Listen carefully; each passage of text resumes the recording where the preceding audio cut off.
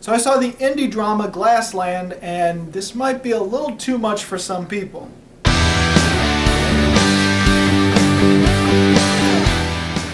So what is Glassland about? Well, it's about this young man still living with his mother. The young man is played by Jack Reiner, and he is a taxi driver. Now, why is he still living with his mother? Well, his mother is played by Toni Collette, and in this movie, she plays an alcoholic. So much so that she just stays at home drinking herself to death.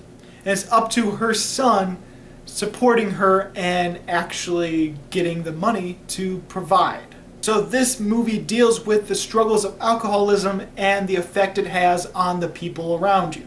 And it's told through the perspective of the son that is trying to get her mother back to health, trying to support her, trying to get her to stop, and being the man of the house. Now really, I didn't know anything going into this movie. All I knew is that I saw one review saying that it is quite the depressing, very non-stop depressing movie. So much to the point that it's hard to watch. So I prepared myself for it, and yes, there is definitely some depressing moments in the film. Definitely there's some dark moments. Definitely there's some sort of really crazy struggles that happen within the characters. However, I never thought it was an overly depressing film. There are definitely moments of depression, there are definitely moments of crazy emotional turmoil, but never so much to the point where it just really bogged down the film and made it unwatchable. There are definitely lighthearted moments in the film, moments where he tries to escape from his alcoholic mother, to escape and have fun with his best friend, played by Will Poulter, who is the comic relief of the movie, and definitely has his own issues and struggles where he wants to see his son. The acting was great with all lead characters. Toni Collette has a wide range in this movie because sometimes she's completely a monster when she's drunk or needing to drink.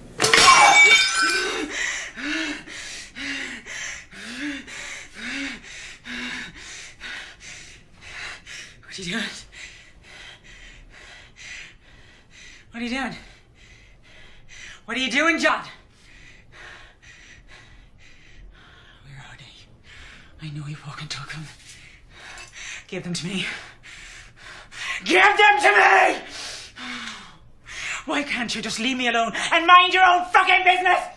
Why can't everyone just leave me alone and mind your own fucking business? While other times she's that fun party girl type of drunk. Sometimes she's loving and nurturing. She is quite the complex character and has a bit of a range in this movie that's really enjoyable. I thought Jack Reiner did a really good job as our lead character. He's definitely more of an internal character. It's one of those performances where you have to really look at him to figure out what is going on in his head. Because most of the time he doesn't outright speak his mind. And the chemistry between him and Toni Collette was phenomenal in this film. I really bought them as mother and son, and I really bought their struggles as a family. And there are some really emotionally heavy scenes that really did make me tear up throughout the film. There's also another son in this movie that Toni Collette shuns. And there's this whole story that she gives on why she shuns her other son, and you get why she does it, but it's still all the more haunting and horrifying of the thought of why she does it. That was a really great scene, as well as the scene where he tries to get her into the AA meeting or business. Well, it's my fucking business, alright? It's my business, and I'm fucking sick of it. I'm sick of cleaning up your vomit. I'm sick of dragging you in off the doorstep like a fucking animal every night. It's embarrassing me. It's embarrassing me. I'm sick of watching you walking around that corner to work every morning and not knowing whether you're going to come home or whether I'm going to find you in 2 weeks face down in a fucking ditch somewhere. And I can't live like that anymore, man. I'm sick of it. I'm fucking sick of it. Sick of it. Sick of it. This is also the kind of indie film that's very minimalistic. It only shows what you need to see. It can be a little jarring to some, and some people that want a little bit more and a little bit more detail might not like this film. However, I do enjoy that aspect of indie films every so often. It's a style that can be commemorated, especially if done right. And for the most part, this movie is done right in that minimalistic style. However, there is one thing that's a little too minimalistic, a little too confusing for the film. Now the son does have to do a few illegal things in order to get enough money to support his mother. And this minimalistic style really doesn't explain what that thing is. We see a little bit of it, but we don't get enough detail into understanding what exactly he's doing illegal. To the untrained eye, it looks like he's not really doing anything illegal at all and just really transporting someone in his taxi. However, if you read the synopsis of the film, if you look up the plot of the film, either in IMDb or somewhere else, you will find out that he's involved with human trafficking. And it isn't towards the end of the film that you get a little bit of perspective of it, but it's still not outright explained to the point where you can understand that's exactly what it is.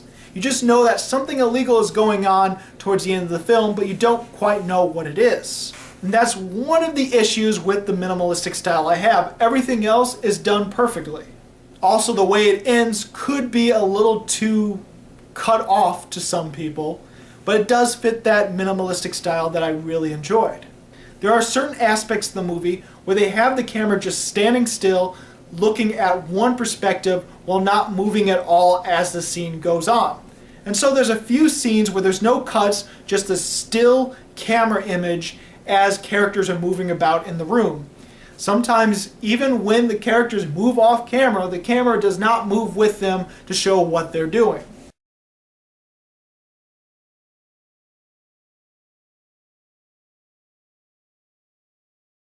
There are actually quite a few shots like this in the movie, and I can understand people not liking these shots and thinking them as cheap.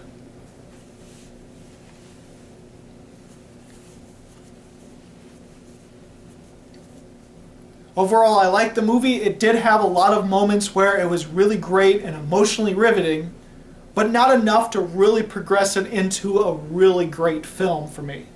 So I'm going to give Glassland 3.5 stars. So if you've seen Glassland, what did you think about it? Go ahead and comment below. If you liked this video and you want to see more, please subscribe and check out my movie reviews of 2015 and 2016. As always, this is Bruce Gifford, and this was Just My Opinion.